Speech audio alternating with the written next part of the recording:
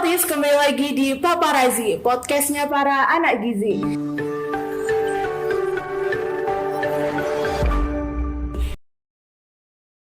Senang sekali rasanya saya bisa hadir menyapa teman-teman semua. Karena ada istilah tak kenal maka tak sayang, maka kenalin aku Rena yang akan menemani teman-teman semua selama kurang lebih 1 jam ke depan dengan pembahasan yang insightful.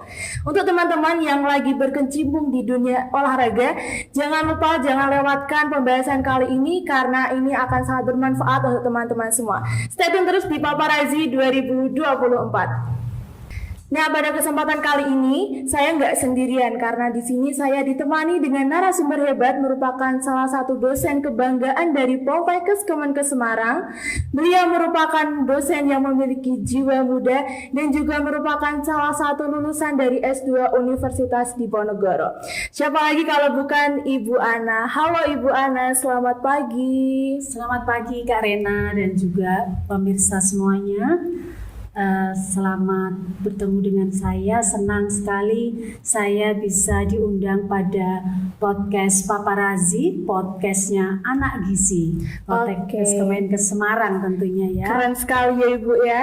Mungkin sebelum kita lanjut, mungkin Ibu bisa memperkenalkan diri secara singkat, mungkin latar belakang Ibu atau apapun tentang Ibu, mungkin silahkan. Iya, terima kasih Kak Rena. Perkenalkan ya, saya Ana Yulia Rahmawati, biasa dipanggil dengan Ibu Ana, dosen jurusan gizi Poltekkes Kemenkes Semarang. Saya juga alumni dari Poltekkes Kemenkes Semarang ya, dari D3-nya, kemudian S1, S2-nya di bidang gizi juga di Undip. Nah, kemudian saya punya keluarga, 2 orang anak ya, sudah dewasa semua. Kemudian hobi saya ya suka olahraga juga. Keren banget Ibu, masih tetap olahraga ya Ibu ya? Iya, harus itu ya, setiap hari harus meluangkan waktu untuk berolahraga supaya tetap bugar. Iya, bener banget. Nah, terima kasih Ibu Ana karena sudah menyempatkan waktunya dan saya senang banget bisa bersampingan dengan Ibu Ana. Nah, teman-teman semua, topik yang kali ini kita akan bahas adalah mengenai gizi olahraga. Nah, kita punya tema nih Bu di podcast kita pada hari ini, yaitu temanya optimalisasi media sosial untuk meningkatkan kesadaran gizi tentang gizi olahraga. Keren banget Ibu ya. Iya, topiknya menarik sekali. Iya, benar. Paparazi ya.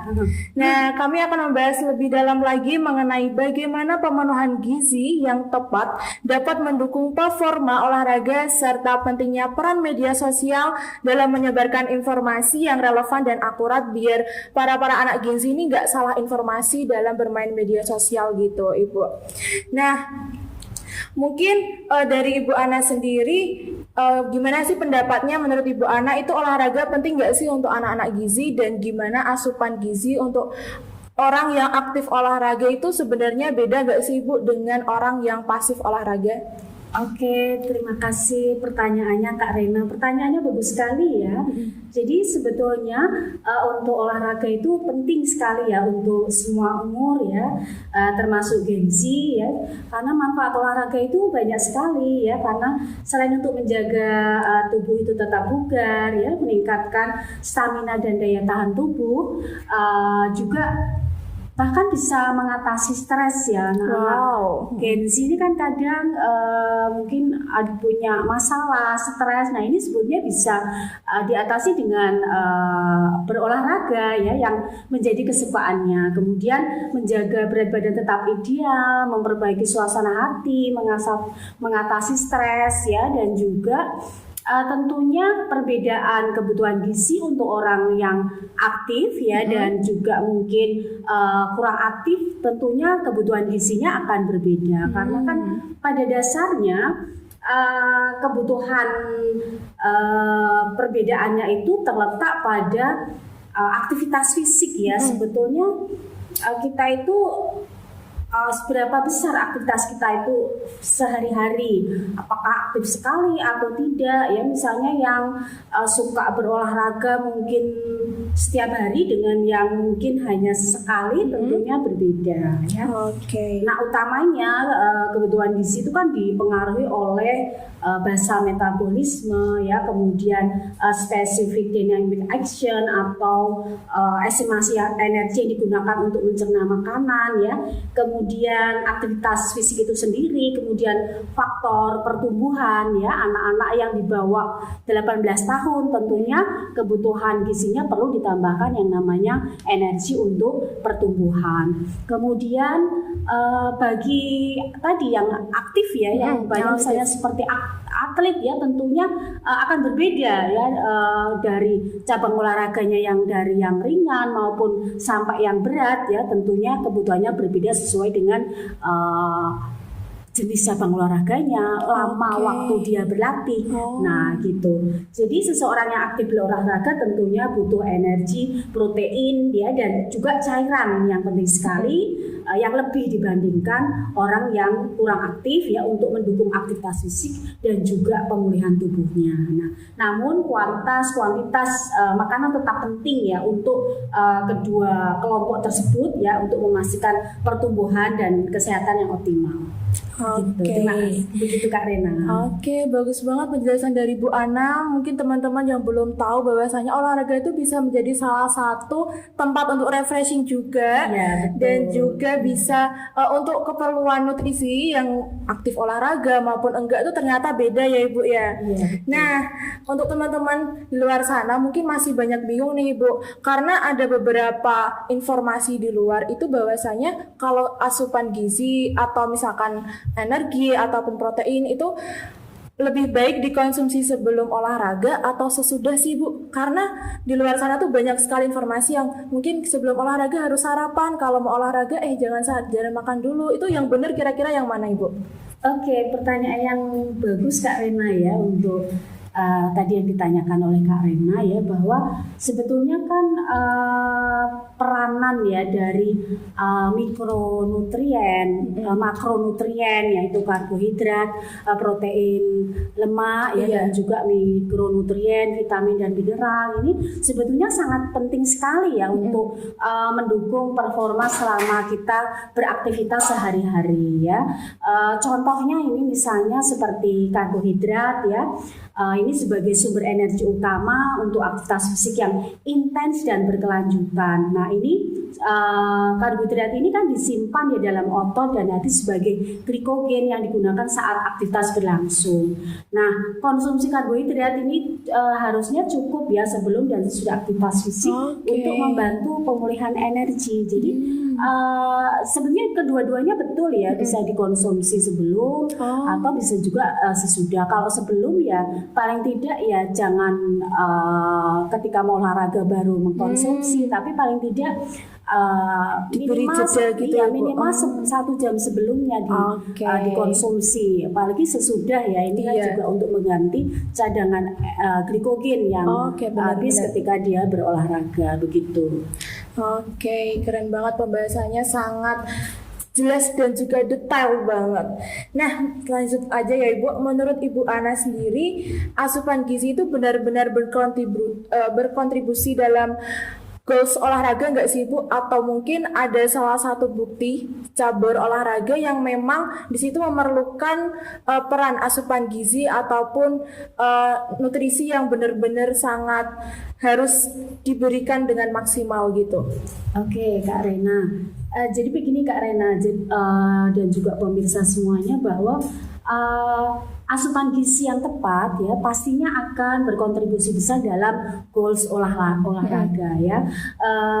Yang pertama adalah untuk pemulihan energi atau restocking glikogen. Jadi selama aktivitas fisik tubuh itu menggunakan glikogen itu sebagai sumber energi. Kemudian asupan karbohidrat setelah berolahraga ini membantu mengisi kembali cadangan glikogen otot dan hati sehingga tubuh siap untuk aktivitas berikutnya begitu ya. Kemudian untuk pemulihan dan perbaikan otot ya, kemudian mengurangi peradangan dan stres oksidatif, untuk rehidrasi dan keseimbangan elektrolit ya, karena tubuh kan ketika berolahraga kehilangan cairan dan elektrolit ya, sehingga konsumsi air, minuman elektrolit dan atau makanan dengan kandungan energi air tinggi tentu membantu mengembalikan keseimbangan cairan tubuh.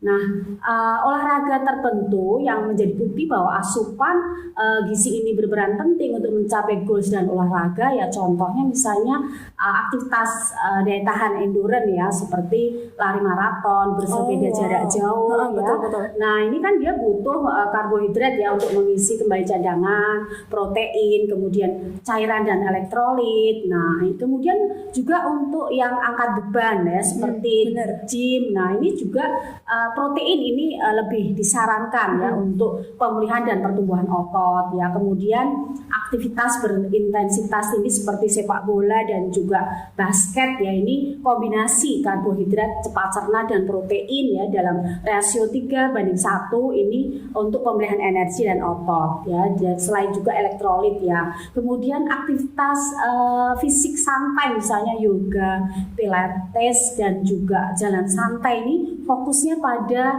hidrasi dan makanan ringan yang mendukung energi tetapi tidak berlebihan. Ya, jadi strategi optimal untuk asupan pasca olahraga itu adalah waktu emasnya atau golden window ya, yaitu konsumsi makanan atau minuman dalam waktu 30 menit hingga 2 jam setelah aktivitas ini untuk memaksimalkan pemulihan. Begitu Kak Rena. Oke, berarti setiap cabang olahraga tuh punya kebutuhan gizi sendiri-sendiri yang Ya, penting betul gitu sekali, ya Ibu ya. Betul.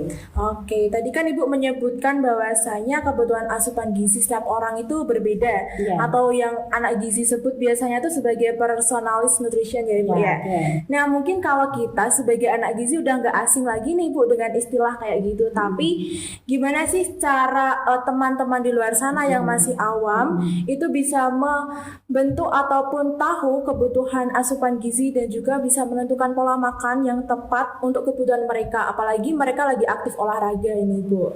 Oke, terima kasih pertanyaannya Kak Rena. Nah, jadi sebetulnya orang awam ya itu bisa juga melakukan ya langkah-langkah bahwa kita mengenali kebutuhan dasar gizi pribadi kita. Kebutuhan dasar pribadi ya. Jadi sebenarnya kalau kita anak gizi ya itu kan ada berbagai cara ya untuk menghitung kebutuhan dengan berbagai cara ya, Harris Benedict, kemudian yang lainnya ya, Filipinos, Bruca dan lain-lain. Nah, jadi sebetulnya kita bisa saja menggunakan cara cepat ya, misalnya menggunakan rumus Bruca itu kan untuk perempuan ya 25 kilokalori per kilogram berat badan. Kalau yang laki-laki 30 kilokalori per kilogram berat badan ya. Nah, atau bisa juga menggunakan aplikasi atau alat bantu online ya. Sekarang ini kan banyak sekali ya bisa menghitung dengan cara itu, misalnya MyFitnessPal, kronometer ya, ini bisa menghitung kebutuhan kalori dan memantau asupan zat gizinya.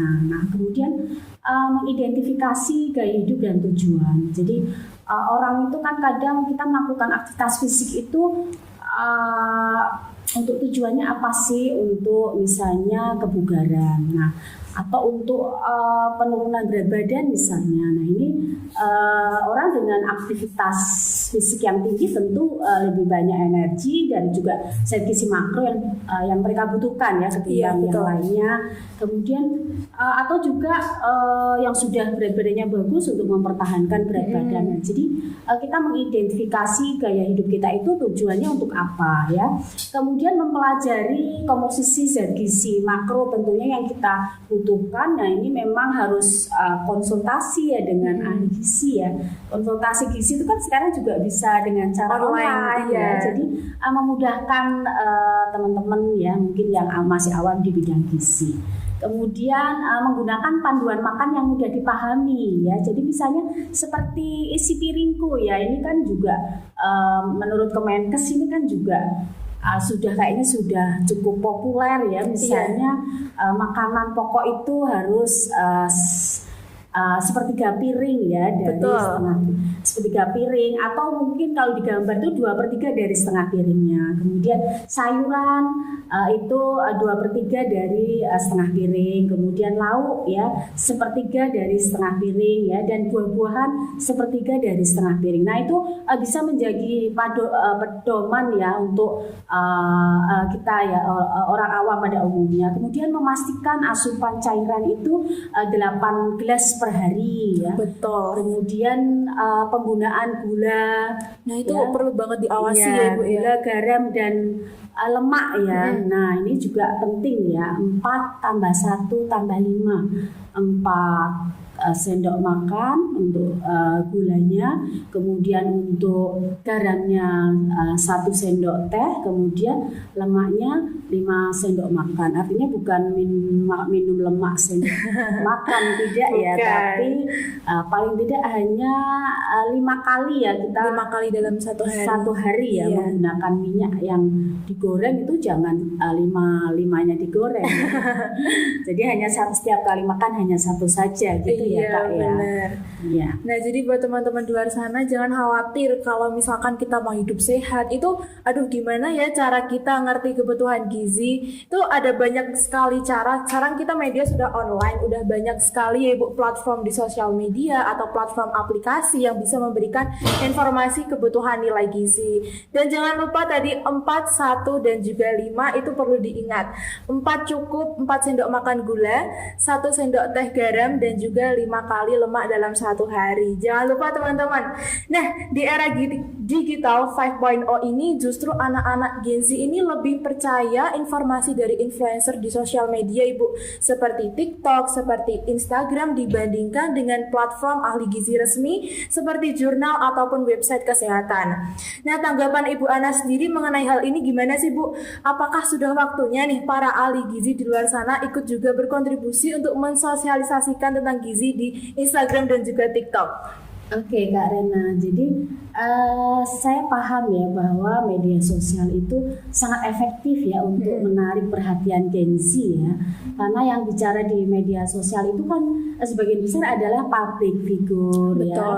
Kemudian orang-orang yang berani tampil dan cukup dikenal, kemudian pintar berbicara. Nah ini cara penyampaian mereka itu memang menarik ya Kak ya. Kemudian meskipun kadang-kadang tidak disertai dengan bukti ilmiah. Nah jadi padahal Gen Z ini kan memang suka menggunakan media sosial Iya, ya. betul. Mungkin setiap saat itu HP itu selalu ada di dalam genggaman mereka ya. Dengan menggenggam HP barangkali mereka juga bisa menggenggam dunia ya. Bener banget nih. Jadi termasuk mungkin informasi-informasi Iya. seputar olahraga. Jadi saya pikir seperti yang Kak Rena sampaikan tadi ya, memang kita perlu ya untuk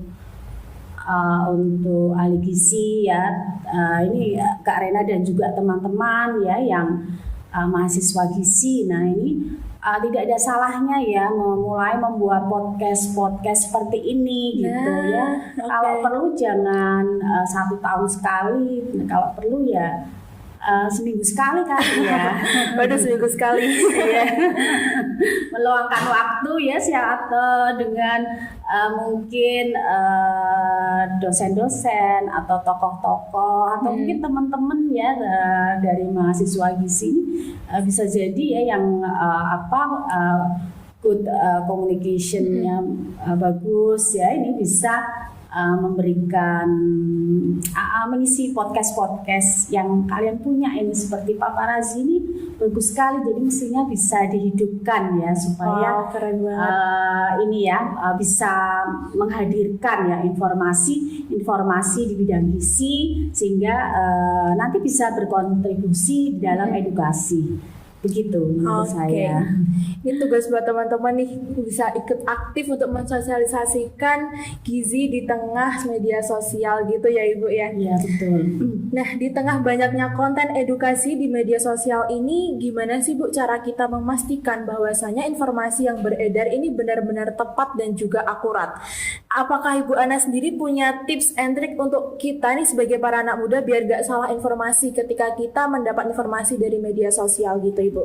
Oke, terima kasih Kak Rena. Jadi sebetulnya kita harus ini ya mencari evidence base-nya ya. Jadi misalnya kita mendapatkan informasi di media sosial ya, kita mencari ini yang berbicara itu siapa sih ya, kemudian dia ahli di bidang apa ya kan, kita kan bisa browsing ya. Nah kemudian apa sih yang sudah dihasilkan oleh beliau yang berbicara itu di media sosial itu di bidang ilmu pengetahuan dia sudah menghasilkan apa. Nah jadi kita bisa cross check bener nggak sih yang disampaikan ya gitu. Saya pribadi sih suka juga ya melihat media sosial ya, cuma memang mungkin tidak sebanyak yang anak-anak Gen Z lakukan ya, kadang-kadang saja ya karena kesibukan kita mungkin tidak setiap saat selalu bisa membuka medsos. Kalau saya pribadi medsos itu bisa sebagai sumber informasi, bisa juga sebagai media hiburan. Kalau saya lebih ke media hiburan ya, kalau yang mau yang lebih ke pengetahuan gitu ya, teknologi, mungkin saya lebih banyak membuka jurnal ya, nah jurnal ilmiah dan lain sebagainya. Jadi lebih ke sana ya. Jadi kalau saya lebih medsos itu mungkin untuk informasi ya dan juga hiburan. Tapi kalau untuk yang ke lebih ilmiah ya kita memang harus sebagai Gen Z harus banyak membaca jurnal-jurnal ya. Jurnal-jurnal kan juga kalau zaman dulu ya tidak mungkin agak tidak semudah seperti sekarang. Kalau seperti sekarang ini kan lebih mudah ya, jadi bisa dibuka di mana saja seperti halnya kalian membuka medsos ya. Kan banyak sekali juga jurnal yang sudah open access ya. Iya. Gitu. Oke, jadi buat para teman-teman ini kalau kita mendapat informasi jangan menelan informasi secara mentah-mentah ya Ibu ya. Kita harus cari tahu dulu siapa sih yang ngasih informasi. Beliau ini bergelut dalam bidang apa, beliau merupakan ahli di bidang apa. Kita harus tahu dan kita juga harus pintar-pintar dan juga rajin-rajin untuk cari informasi juga untuk mencari kebenarannya ya Ibu ya, dengan membaca jurnal, membaca website. Untuk anak muda nih biasanya agak malas membaca nih Bu, jadi kebanyakannya langsung menelan aja nih informasi dari media sosial kelihatannya ya. Jadi kayak misalkan dapat informasi sedikit dari media sosial langsung oh iya gini, padahal belum tentu benar gitu ya Ibu ya. Ya betul sekali Kak Rena. Nah, berkaitan dengan pertanyaan sebelumnya ini, menurut Ibu Ana sendiri, influencer ataupun konten kreator yang memberikan edukasi mengenai gizi ini merupakan salah satu efek yang baik untuk kedepannya atau merupakan hal yang perlu diwaspadai, karena banyak sekali konten kreator ataupun influencer yang memberikan informasi atau edukasi tentang gizi, tapi ternyata beliau tidak bergelut dalam bidang gizi, ataupun mungkin informasi yang diberikan dari beliau masih kurang relevan ataupun kurang terpercaya gitu Ibu. Iya Kak Rena. Jadi sebetulnya peran influencer ini kan sebetulnya bagus sekali ya untuk memberikan edukasi kepada masyarakat.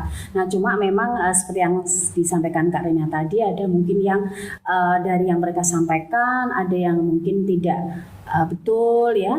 Jadi sehingga memang ini menjadi kewajiban orang-orang di bidang gizi juga ya, ahli gizi ya, untuk mulailah menjadi influencer juga gitu ya, menjadi influencer yang mungkin dengan topik-topik yang sederhana terlebih dahulu ya, kemudian nanti lama-lama tadinya yang tidak terbiasa akan menjadi biasa. Kalau peribahasa zaman dulu itu biasa karena terbiasa. Ya, jadi harus dimulai dari hal yang kecil dulu. Sesuatu yang tadinya sulit lama-lama mungkin akan menjadi hal yang mudah dan biasa begitu. Oke, jadi mungkin buat teman-teman di luar sana nih kita bisa ya Ibu ya untuk menjadi bagian dari seseorang yang bisa memberikan informasi, apalagi teman-teman di sini kan juga para mahasiswa gizi nih. Ya, sudah punya dasar ilmunya gitu ya. Tinggal mungkin ditambah good good communication ya, yang bisa skill komunikasi ya, Ibu, betul ya. Seperti Kak Rena ini kan sebenarnya udah terbiasa ya untuk berkomunikasi. Nah, bisa belajar juga ini dari Kak Rena. Oke. Nah, saat ini kita langsung aja Ibu, kita masuk ke sesi Q&A, karena sebelumnya kita juga ada pertanyaan nih dari teman-teman di Instagram, dan beberapa pertanyaannya ini juga mengenai gizi olahraga. Nah, yang pertama, bolehkah langsung minum setelah berolahraga, dan apa dampaknya bagi tubuh kita? Oke, ya. Jadi justru ya setelah kita berolahraga ya, kita malah justru dianjurkan untuk minum ya Kak ya. Jadi untuk mengganti cairan dan elektrolit yang hilang ya ketika berolahraga. Nah, keringat yang kita keluarkan ketika kita berolahraga ini kan mengandung air ya, kemudian natrium, klorida ya, dan mineral lainnya ya. Kalau tubuh tidak segera terhidrasi dengan baik, maka dampaknya kita bisa menjadi pusing, mual ya, head stroke, bahkan kalau dehidrasi berat bisa berdampak pada kematian. Jadi bahaya banget ya. Iya, jadi malah justru kita dianjurkan untuk minum, cuma minumnya jangan yang air dingin ya, tapi air yang sejuk ya, karena mudah diserap oleh tubuh. Begitu.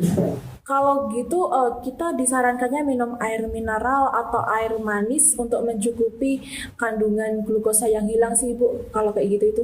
Kalau olahraga kita itu kurang dari 1 jam, air putih atau air mineral saja sudah cukup. Tapi kalau kita berolahraga itu lebih dari 1 jam ya, karena bisa ditambahkan dengan misalnya sport drink gitu. Berarti minuman isotonik lebih disarankan untuk olahraga di atas 1 jam gitu Ibu? Iya. Oke. Nah, yang kedua, bagaimana cara kita mengontrol rasa lapar yang meningkat setelah kita berolahraga? Karena mungkin kalau teman-teman rajin olahraga tuh justru malah sering lapar, sering lapar, sering makan, dan nggak jadi kurus nih Bu. Malah, aduh aku olahraga kok malah makan terus. Gimana ini gitu Ibu? Oke Kak. Jadi memang ya kadang kita kalau setelah berolahraga itu ya timbul ya rasa lapar, kemudian nafsu makan meningkat. Nah, ini kan karena kan kita memang setelah berolahraga itu cadangan energi kita kan akan berkurang, sehingga memang memicu untuk rasa laparnya jadi meningkat dan nafsu makannya meningkat. Nah, cara mengatasinya sih bisa dengan makan dengan porsi kecil ya, karbohidrat. Jadi sebelum berolahraga tadi ya, minimal 1 jam sebelumnya ya, kita bisa mengkonsumsi makanan yang mengandung karbohidrat. Jadi supaya ini mempunyai cadangan energi yang cukup ya sebelum berolahraga. Kemudian tetapi kalau jangan sebelum olahraga langsung makan dulu, maksudnya misalnya olahraganya jam 7, jam setengah 7 itu makan. Nah, ini malah justru akan menyebabkan kram ya pada perut itu. Nah, kemudian menghindari makanan olahan ya. Sekarang ini kan memang banyak sekali ya makanan olahan ya yang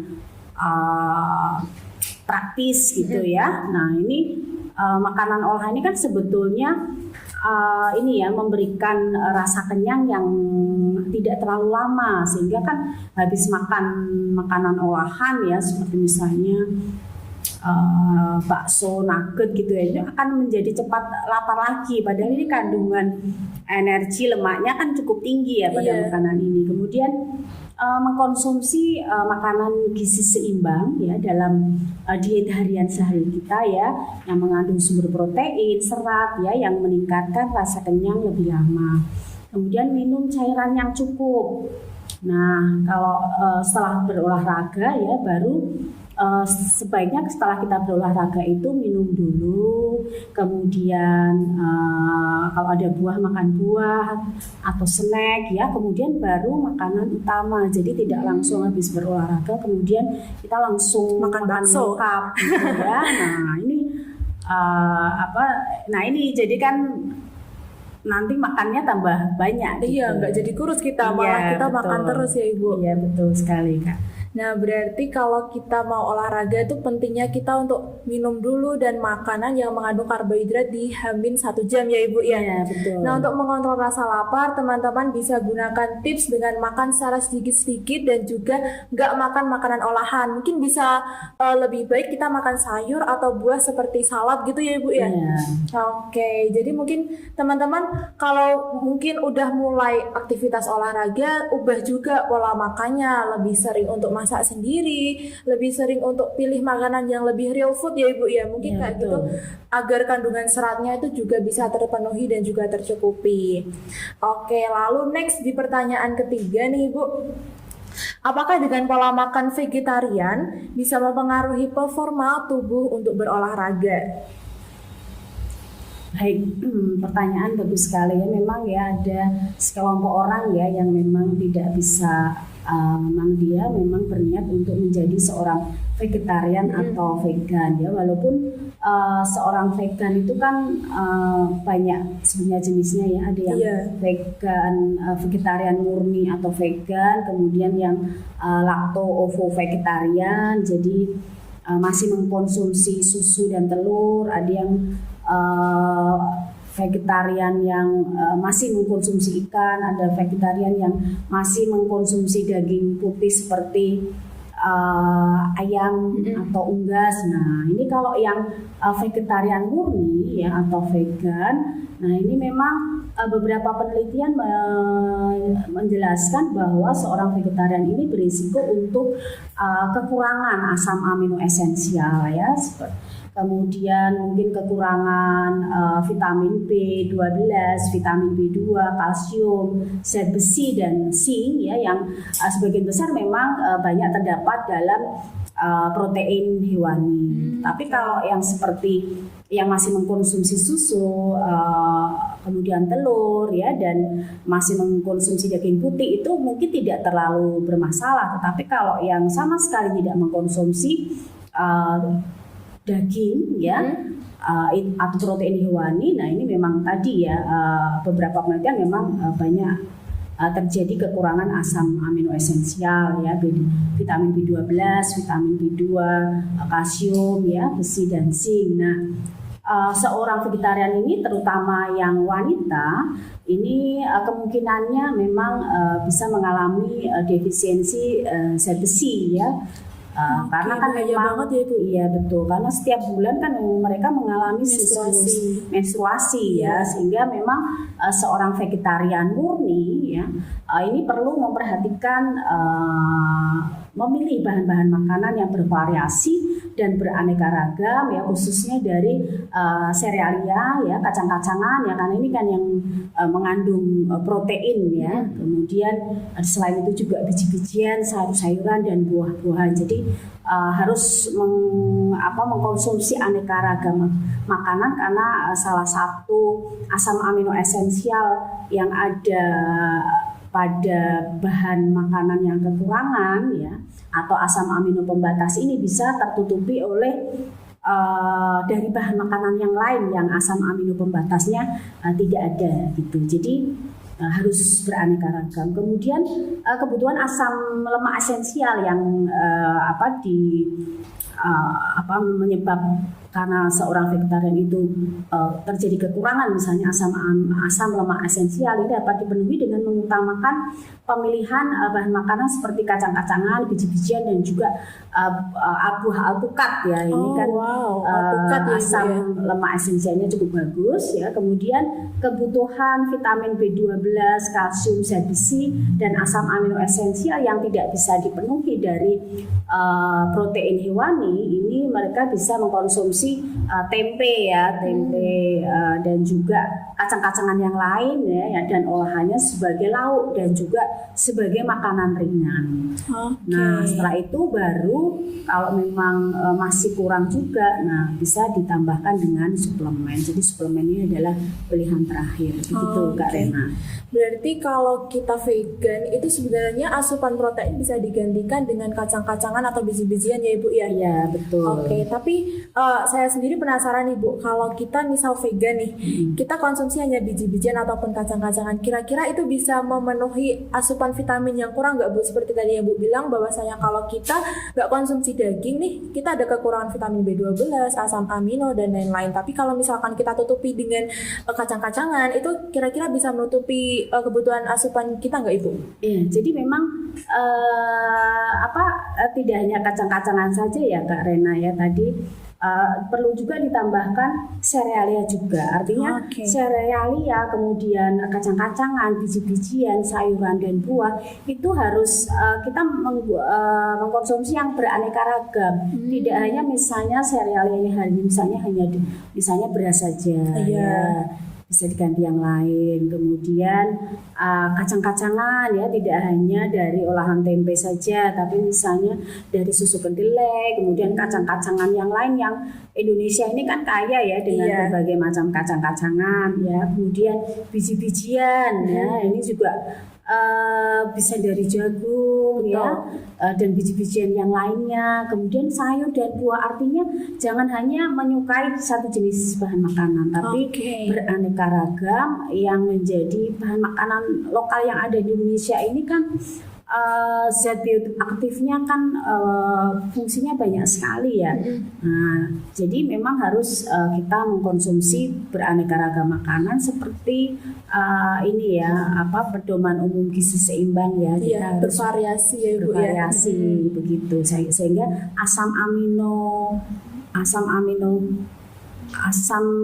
esensial ya kan, masing-masing asam amino esensial pada bahan makanan itu kan dia ada asam amino pembatasnya. Benar. Ya, jadi asam amino pembatas bahan makanan A ini bisa tertutupi kalau kita mengkonsumsi asam amino dari bahan makanan B. Nah, berarti kalau kita konsumsi itu harus bervariasi ya Ibu ya. Dan juga seperti yang Ibu bilang tadi bahwa Indonesia itu sebenarnya banyak banget nih pangan lokal yang punya kandungan gizi tinggi. Jadi kalau untuk mulai hidup sehat itu nggak harus mahal. Kita nggak harus makan kacang dari impor ataupun kacang yang nggak ada di Indonesia. Bahwasanya kacang tanah, kacang merah tuh punya kandungan gizi yang tinggi juga ya Bu ya sebenarnya.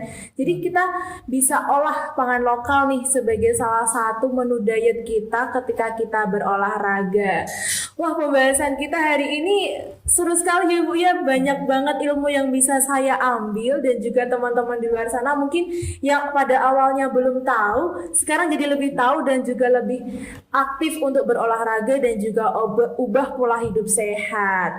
Nah, buat teman-teman anak Gen Z nih yang baru masuk ke dunia olahraga juga harus tahu nih apa yang harus kita lakukan, kebutuhan dari tubuh kita tuh apa aja. Kita jangan malas untuk mencari informasi ya Ibu ya, bahwasanya untuk mengetahui kebutuhan tubuh kita tuh sebenarnya diri kita sendiri yang lebih tahu dan juga diri kita sendiri yang lebih mengerti kita tuh sebenarnya butuhnya apa, aktivitas kita seberapa, dan juga kita harus memenuhi asupan gizi yang apa saja gitu.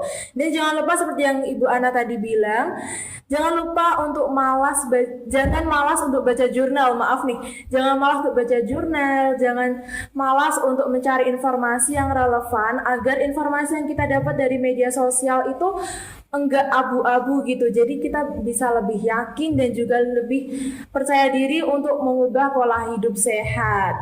Nah, buat teman-teman yang masih punya pengalaman ataupun ingin berbagi kisah, jangan lupa tulis di kolom komentar di YouTube Hima Poltekkes Semarang. Dan jangan lupa teman-teman untuk pantau terus di Instagram ataupun di YouTube kita, yaitu YouTube kita dengan username Hima Gizi Poltekkes Semarang dan juga di Instagram Hima Gizi _Semarang.